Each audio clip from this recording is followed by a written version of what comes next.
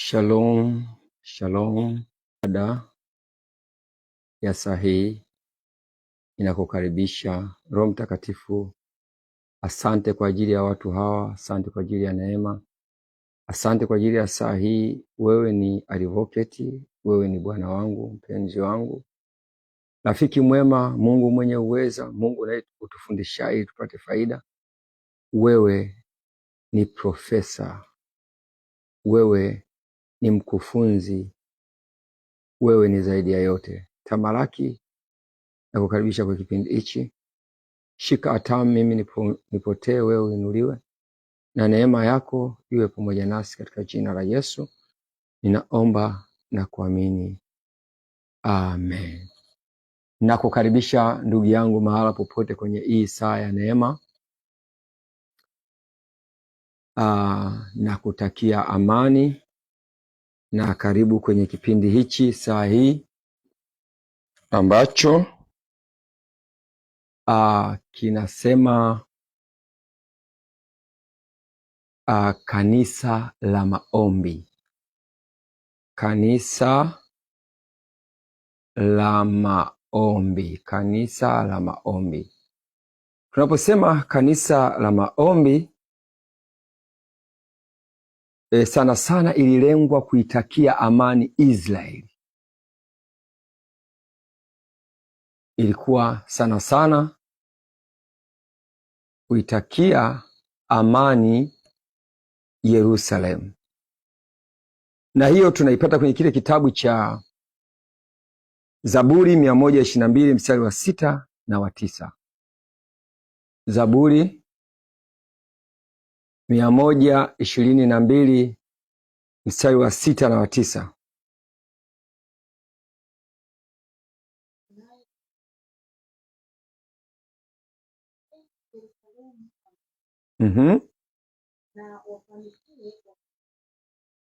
Ndiyo.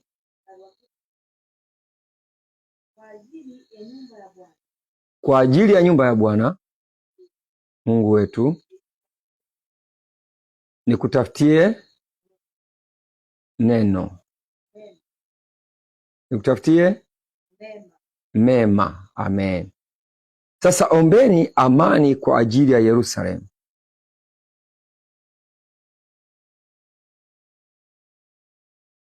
Mstari wako au mstari huu,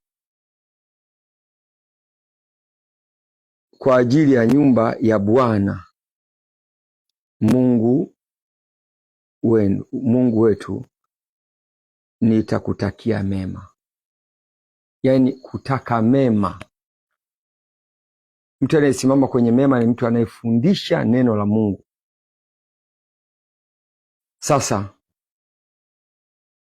nini nataka kusema juu ya swala hili? Maelekezo nitafundisha katika mtindo au maelezo ya kifasihi. Maelezo ya kifasihi. Namba 1, mtindo huo. Zaburi hii ni ya namna ya wimbo wa ni namna ya wimbo iliyotafsiri Yerusalemu. Ni namna, nitarudia tena. Zaburi hii ni ya namna ya wimbo wa kusafiria kwenda Yerusalemu. Song of Ascents. Ilitungwa na Daudi. Ilitungwa na Daudi kwa ajili ya watu waliopanda juu kuelekea nyumba ya Bwana. Kwa lengo kubwa la Zaburi hii 122 mstari wa 6 na wa 9 ilikuwa ni kwa ajili ya watu waliokuwa safarini kuelekea Yerusalemu. Walikuwa wakielekea kwenye nyumba ya Bwana. Sasa mandhari inagusa hisia, hofu, matumaini na uzito wa jukumu la kuwaombea wengine. Ilikuwa lengo lake kubwa kusimama kwa ajili ya kuwaombea wengine. Kwa hiyo kanisa la maombi ni kanisa inamaanisha ni kanisa linalosi kwa ajili ya watu wengine au kwa ajili ya vitengo vinavyohusu watu wengine katika kanisa. Hichi ni kitu ambacho kimekuwa adimu sana kwenye kanisa la leo. Anasema mandhari yake au namna ilikuwa inagusa hisia, hofu, matumaini na uzito wa jukumu la kuwaombea wengine. Na kitendo cha kuwaombea wengine ni yale maombi ya kusii. Lugha, kumbuka naongea katika hali ya kifasihi ya ushawishi, kuishi na kuhamasisha moyo wa maombi. Ombeni nitakutakia. Yaani ukiomba nitakutakia. Kwa hiyo ilikuwa na shawishi, kusii na kuhamasisha moyo wa maombi. Zaburi hii inahamasisha moyo wa maombi. Watu walikuwa wakielekea kule Yerusalemu, walikuwa wakielekea kwenye nyumba ya Bwana. Uko walikuwa wakienda, uko wakiimba hiyo Zaburi ya 122 mstari wa 6 na ule wa 9. Sasa kifasihi tunaona tabia ya mwandishi. Daudi alionyesha moyo wa ibada, upendo kwa ajili ya mji mtakatifu na uaminifu kwa nyumba ya Bwana. Na uaminifu kwa nyumba ya Bwana. Ujumbe huu au ujumbe mkuu ni maombi yaombwe kwa bidii na kwa shauku. Yaani maombi yaombe au yaombwe kwa bidii na kwa shauku kwa ajili ya amani ya watu wa Mungu na ustawi wa watakatifu. Yaani swala la maombi sio swala legelege.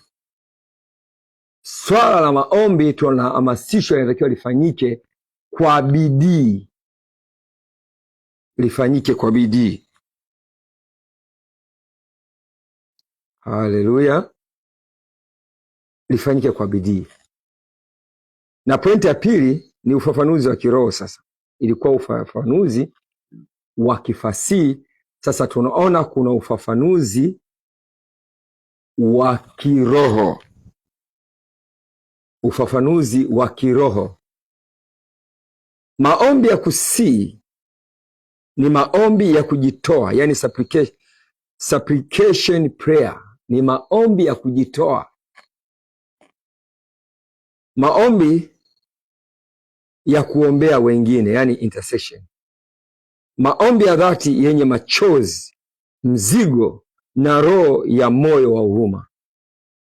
Mtu anayefanya intercession, yani intercessor, yani yeye anaomba kama vile tatizo la kwake.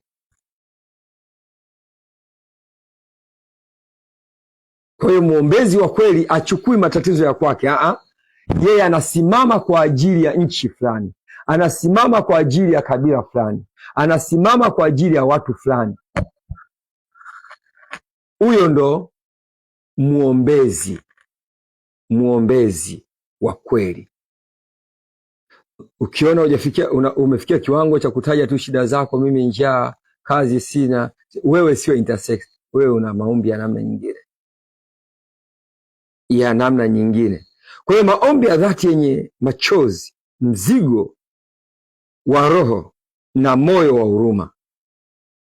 Lakini Yerusalemu kwa sasa ni mfano wa kanisa la Kristo, jumuiya ya waamini au jamii ya watu wa Mungu, familia, taifa la kiroho. Kwa tunapoongea Yerusalemu kwa sasa si ule mji, tunamaanisha kanisa la Kristo, yani jumuiya ya waamini, jamii ya watu wa Mungu, familia, taifa la kiroho. Mioyo ya watu, mahali pa uwepo wa Mungu, ndio Yerusalemu hiyo. Lakini kwa nini tunasii kwa maombi? Kwa nini tunasii kwa maombi? Kwa sababu kuna hatari za rohoni. Zipi hizo hatari za rohoni?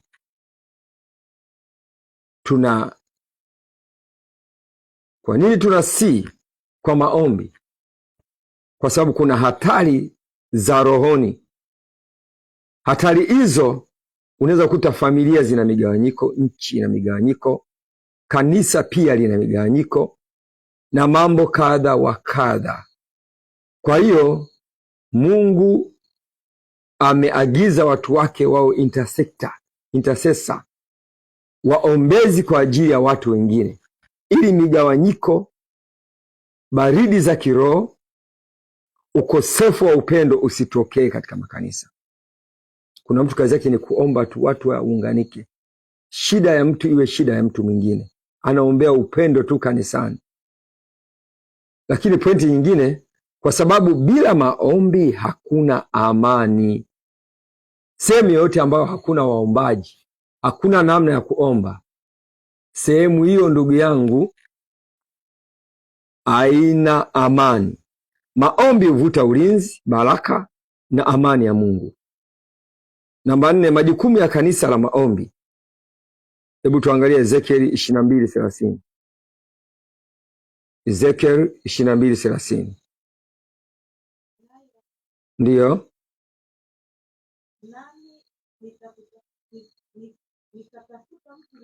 Anasema nami nikatafuta mtu miongoni mwao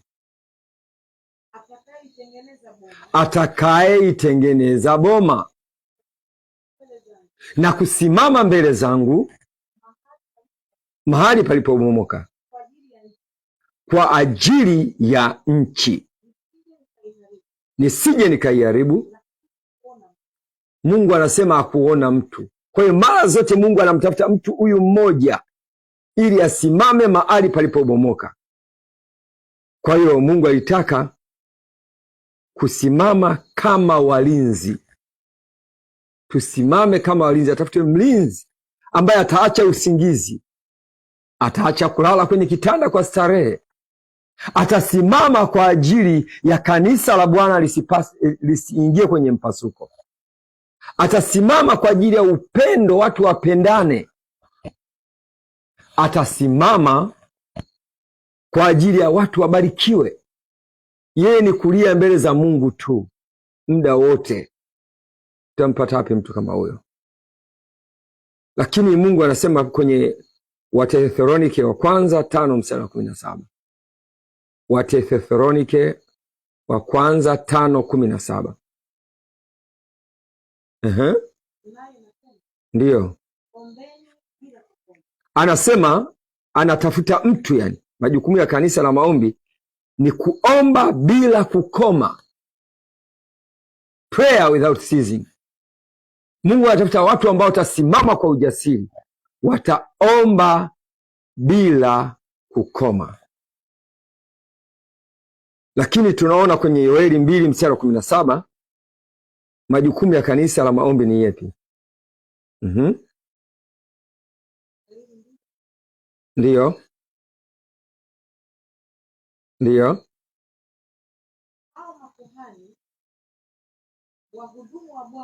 Anasema hao watakaojitoa kwa ajili ya maombi ya kusii, kanisa la maombi, walie katikati ya patakatifu na madhabahu, na waseme, uachilie watu wako e Bwana, wala usiutoe urithi wako upate aibu,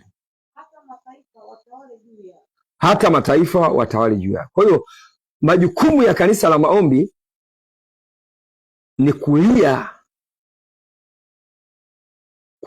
watu wa Mungu, kulilia watu wa Mungu ili wasije wakaharibiwa. Sasa jinsi somo hili linagusa rika zote, rika ya watoto, tunaona kwamba kufundishwa kuomba, familia, shule na marafiki kupitia nyimbo mfano wa Daudi. Sasa lakini vijana, kwenye rika ya vijana tunaona kuwasha mzigo wa maombi kwa taifa, kanisa na marafiki, kujifunza kuwa wa intercessor. Pia rika ya watu wazima kufanya maombi kuwa maisha, si kazi ya wachache, kujitwika mzigo wa kiroho. Lakini tunaona wazee wale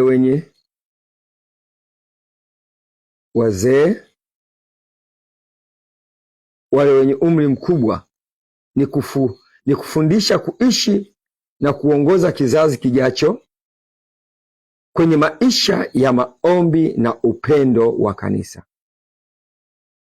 Pia tukaona kipengele sasa cha 4 kinasema mafundisho ya msingi na mafunuo.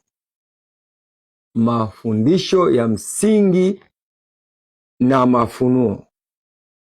Namba 1, maombi ni silaha ya kiroho kwa ajili ya amani ya ndani na nje. Amani ya ndani na nje. Lakini sio hivyo tu, tunaona kwamba pointi ya pili, mafundisho ya msingi mafundisho ya msingi na mafunuo. Pointi ya pili anasema Yerusalemu ya leo ni moyo wa mtu, kanisa na jamii yote linahitaji maombi. Pointi ya tatu, upendo wa kweli kwa Mungu, huo huonekana kwa jinsi tunavyoomba kwa bidii kwa ajili ya watu wake. Lakini pointi ya 4, kusii ni kubeba mzigo wa wengine kama wako. Hiyo kanisa utakuta linadili na mambo yake tu ya ndani. Mtu binafsi intercessor, anajiita intercessor, anadili na mambo yake tu. Tudili hata na mambo ya Hansi Mbarikiwa kule aliko. Tudili na mambo ya Phineas kule aliko. Tudili na mambo ya watu kadha wa kadha kule waliko. Itapendeza sana. Itapendeza sana sana. Lakini kanisa lisiloomba linajitenga na mapenzi ya Mungu. Kuomba ni lazima. Ni lazima. Sasa kanisa la Kristo linaitwa kwa nyumba ya maombi. Kwenye Mathayo, naomba tuangalie Mathayo 21 na ule mstari wa 13. Mathayo 21 na ule mstari wa 13. Ndiyo. Naye nasema akawaambia, imeandikwa, nyumba yangu itaitwa nyumba ya sala au nyumba ya maombi, bali ninyi mmeifanya kuwa pango la wanyang'anyi.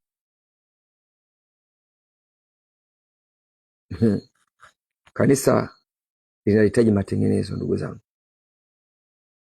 Kwa hiyo tumeitwa sio tu kuomba kwa ajili yetu binafsi, bali kushiriki mzigo wa maombi ya kusii, yaani maombi ya kuvunjika moyo kwa ajili ya wengine.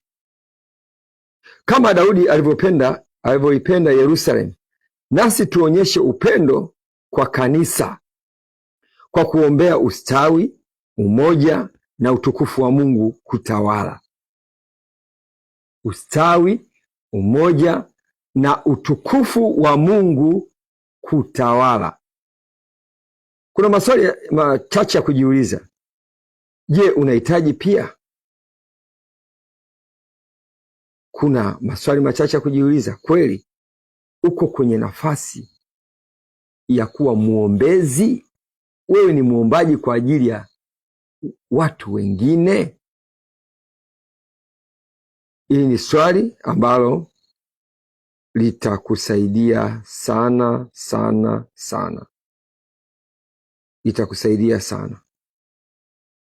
Nasema litakusaidia sana. Katika hatua hii tunamwona Ibrahimu alikuwa ana maombi ya kusii. Ibrahimu alikuwa na maombi ya kusii. Hebu tuangalie kile kitabu cha Mwanzo 18 kuanzia mstari wa 22. 22, Mwanzo 18:22. Basi wale watu wakatoka huko wakaelekea Sodoma. Lakini Ibrahimu alikuwa akali akisimama mbele za Bwana. Sikiliza, inaonyesha Ibrahimu alikuwa angali akisimama mbele za Bwana. Alikuwa anatafuta namna gani atasema nao wale watu wanaoenda Sodoma na Gomora. Aanzie wapi? Mtu ambaye unaomba maombi ya kusii, muombezi, unajua namna gani utasema mbele za Mungu ili kuzuia mmeng'enyo, kuzuia maporomoko, kuzuia vita vinavyotaka kuinuka kanisani, kuzuia upendo ulioondoka kanisani.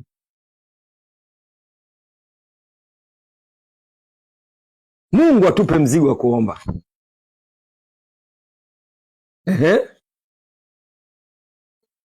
Ndiyo. Ibrahimu akakaribia akasema, akawa anauliza, je, utaharibu wenye haki pamoja na waovu? Ndiyo. Biblia inatuainisha kwamba Ibrahimu alianza kanisa la watu 50. Alijaribu, je, ukiwa na watu 50 wenye haki utaangamiza waovu na hao wenye haki 50? Utaharibu wala utauacha mji kwa ajili ya hao 50 wenye haki waliomo. Alikuwa akisii, si jambo la kawaida. Tunaona Ibrahimu alikuwa akisii, alikuwa akisii. Muktadha wa kimaandiko, Mwanzo 18:22 mpaka 32, tunaona malaika watatu wakimtembelea Ibrahimu. 2 walielekea Sodoma na Mungu mwenyewe alibaki na Ibrahimu. Ndipo Ibrahimu akaanza kumsii Mungu kwa ajili ya Sodoma. Akaanza kumsii Mungu kwa ajili ya Sodoma. Jinsi Ibrahimu alivyomsii Mungu kwa hatua kwa hatua. Kwa hiyo maombi yoyote ya kubeba mzigo wa watu lazima utembee nayo hatua kwa hatua. Tunaona anaanza sasa, anajisimika kama mnyenyekevu, yani mnyenyekevu, anashuka chini. Tuone mstari ule wa 27. Ibrahimu akajibu. Mstari wa 27. Ibrahimu akajibu akasema, basi nimefika kusema na Bwana, nami ni mavumbi na majivu. Akajishusha akasema, nami ni mavumbi na majivu. Maanake sifai mbele zako tena, ninahitaji Mungu uliangalie hili. Je, utaharibu waovu na wenye haki? Kwa hiyo maombi, kubeba mzigo, unatakiwa uwe mnyenyekevu. Kanisa la maombi, uwe mnyenyekevu.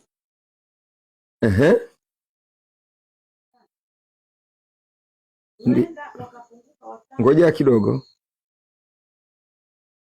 twende kidogo. Alikiri kuwa hana haki ya kumlazimisha Mungu, lakini bado alionyesha ujasiri wa kiroho.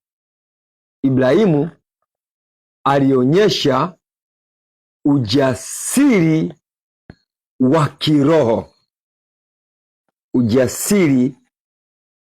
wa kiroho, lakini alianza kwa hoja ya haki ya watu wachache. Hebu tuone mstari wa 23 mpaka 24. Alianza kwa hoja ya wachache. Ibrahimu akakaribia akasema, ndiyo. Utaharibu mwenye haki huenda wakawapo wenye haki katika mji. Utaharibu wala hautauacha mji kwa ajili ya hao 50 wenye haki waliomo. Kwa hiyo tunaona, je, utaharibu mwenye haki pamoja na muovu? Ikiwa wamo watu 50 wa haki, je, hutawasamehe? Ibrahimu anatumia hoja ya haki za wachache kama msingi wa maombi yake. Hoja za haki ya wachache kama msingi wa maombi yake. Pia tunaona alirudia ombi lake kwa kiwango cha kuhesabu. Hakuomba mara moja tu. Ibrahimu tunaona aliomba mara 6. Alitaja wakiwa 50, akataja wakiwa 45, akataja je wakiwa wenye haki 40, akataja je wakiwa wenye haki 30, akataja tena akasema je wakiwa wenye haki 20, akasema tena niseme tu hata na hilo, je wakiwa wenye haki 10. Kwa kila hatua alishuka kwa idadi na bado akaendelea kuwa na nidhamu na heshima kwa Mungu. Tujifunze tabia ya Ibrahimu ya unyenyekevu. Lakini akaomba kwa ujasiri, lakini kwa heshima. Alitumia maneno kama Bwana asiwe na hasira nami, kwenye ule mstari wa 30 na 32. Hebu naomba nisomee mstari wa 30 na 32. Akasema Bwana asiwe na hasira nami, nami nitasema huenda wakaonekana huko 30. Akasema sitafanya nikiona humo 30. Kwa hiyo alijua anazungumza na mtakatifu, lakini aliendelea kwa ujasiri wa imani. Alikuwa anajua kabisa anayenena naye ni Mungu anayeogofya, Mungu mwenye uweza. Lakini Ibrahimu anatufundisha unyenyekevu. Ukitaka kuwa muombaji kwa ajili ya watu wengine, shuka.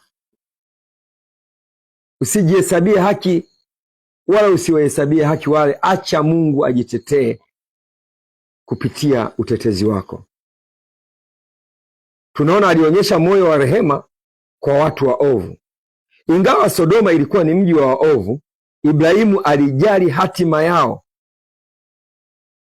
akiomba nafasi ya neema kwao. Alikuwa akiomba nafasi ya neema kwao. Sasa tunajifundisha nini kiroho kutoka kwa Ibrahimu?